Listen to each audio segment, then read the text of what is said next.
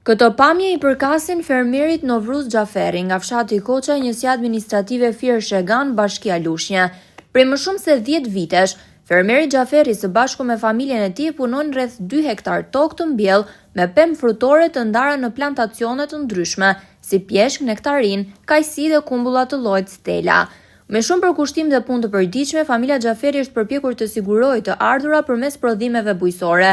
Ky vit ka sjellë një prodhim të mbarë të nektarinës, por fermerët po përballen me një tjetër problem të madh, rënien e çmimit në treg. Sot sipas fermerëve, 1 kilogram pjeshk nektarin tregtohet nga pikat e grumbullimit me vetëm 60 lekë të reja për kilogram, çmimi i cili përdoret si për eksport ashtu dhe për tregun vendas. Fermeri Novruz Xhaferi shprehet jashtëkamere se ky çmim nuk mbulon as kostot bazë të prodhimit. Sipas tij, shpenzimet për punimin e tokës, plerat kimik, pesticidet dhe mirëmbajtjen e kulturave bujësore janë rritur ndjeshëm, ndërsa fitimi për fermerin është gjithnjë më i vogël.